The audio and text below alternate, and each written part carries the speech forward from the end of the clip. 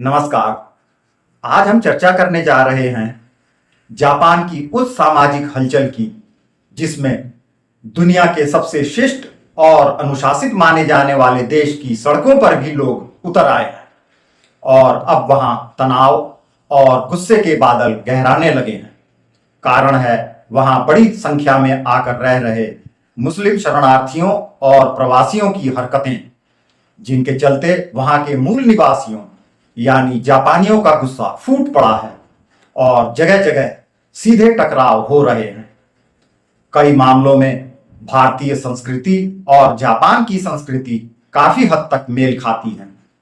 जिस तरह हमारे यहाँ मेहमान को भगवान का दर्जा दिया जाता है और अतिथि देवो भव कहा जाता है, ठीक उसी तरह जापान में वहां की भाषा में ओमोत नाशी कहा जाता है, यानी अतिथि का पूरे दिल से सम्मान और सत्कार।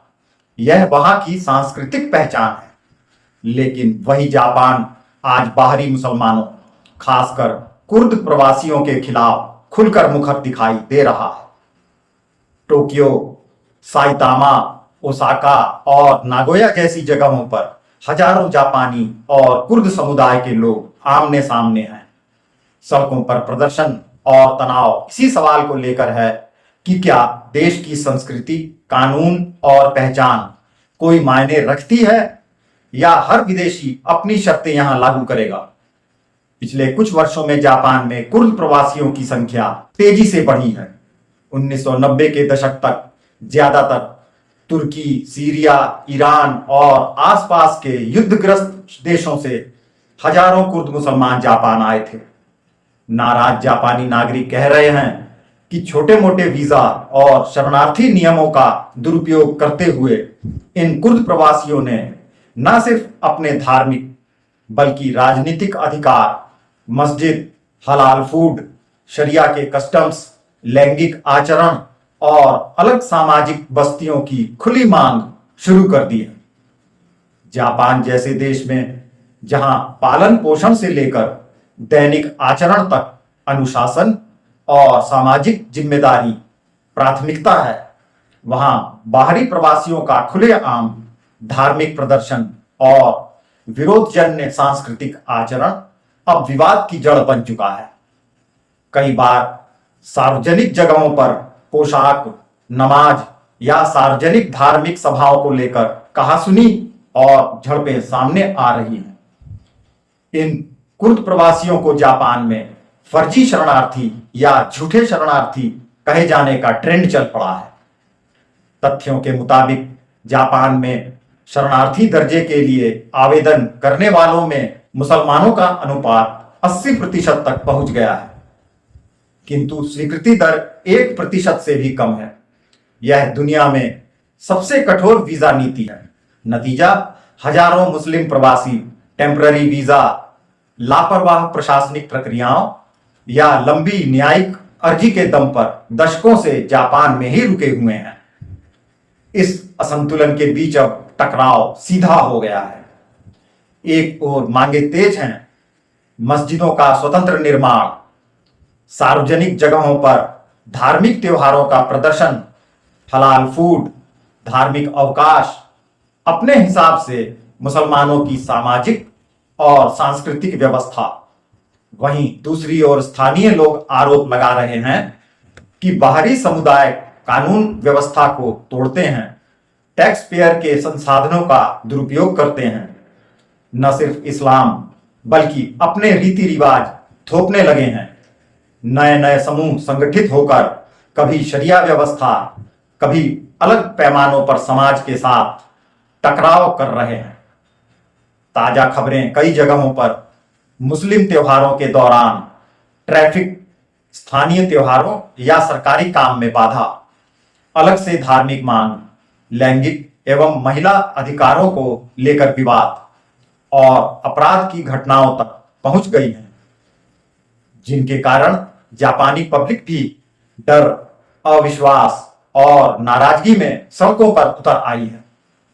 जिस जापान को दुनिया ने अनुशासन, सैन्य शक्ति और तकनीकी टॉप 5 से जोड़ा, उसी जापान को अब महसूस होने लगा है कि जब समाज की भूमि, संस्कृति और कानून की डोरी छूट रही हो, तो हमारे घर में मेहमानों के लिए भी नियम कायदों का पालन होना चाहिए। दरअसल यह कोई कुर्द मुस्लिम विरोधी नहीं, बल्कि बेवजह या धोखे से आए प्रवासियों और मेरे घर मेरे कानून वाली चेतावनी का प्रकट संदेश है। धीरे धीरे युवा, महिलाएं, सिविल सोसाइटी सब खुलकर कहने लगे हैं कि ओमोतनाशी का मतलब हमारी संस्कृति की हत्या नहीं है। मस्जिद का निर्माण तभी जब कानून, मंजूरी और समाज का न्यूनतम सम्मान उपलब्ध हो। हलाल फूड तभी जब सार्वजनिक प्रतिबंधों और संस्कृति में फिट हो। इसीलिए जापान में पिछले कुछ सालों में सख्त इमिग्रेशन कानून, मुस्लिमों के अलग धार्मिक एवं सांस्कृतिक ग्रुप्स की मांगों पर लगातार निगरानी और वीजा शरणार्थी नीति पर कठोरता लागू की गई है। कई विदेशी नागरिकों को डिपोर्ट भी किया गया। दर्जनों चर्चाओं और संसद सत्रों में खुले विवाद हुए और ओसाका, टोक्यो में खुलकर वैचारिक टकराव दिखा। यह युद्ध किसी धर्म, किसी नस्ल या भाषा का नहीं, भरोसे और सामाजिक मर्यादा का है। जापान के मूल नागरिक साफ कहने लगे हैं, हम आपकी धार्मिक स्वतंत्रता का सम्मान करते हैं, मगर हमारी संस्कृति, महिलाओं की सुरक्षा, सार्वजनिक व्यवस्था, कानून और सामाजिक अनुशासन को मिटाने की छूट किसी भी कीमत पर नहीं देंगे। कानून और संस्कृति का संतुलन ही ओमोतनाशी का असली अर्थ है। जो इसे नहीं मानेंगे, उनके लिए इस देश में जगह और सम्मान दोनों खतरे में है। आज का जापान वही सवाल खड़ा कर रहा है जो कल स्पेन, जर्मनी, स्वीडन या फ्रांस की गलियों में उठे थे। क्या हमारी बहुसंस्कृति की उदारता गुनहगार बनेगी? क्या फिर हमेशा मेहमान इसी तरह हक मांगते और कमजोर कानून तोड़ते रहेंगे? ये दंगे, लाठीचार्ज, विरोध और सोशल मीडिया पर गुस्से की लहर सिर्फ पलायन प्रवासी या मुस्लिम विरोधी नहीं, बल्कि जापान की आत्मा की पुकार है। हमारे घर में सबका स्वागत है, मगर हमारे नियम और संस्कृति पहले है। यही आज का सच है। यही जापान की सबसे बड़ी और कड़वी चेतावनी भी।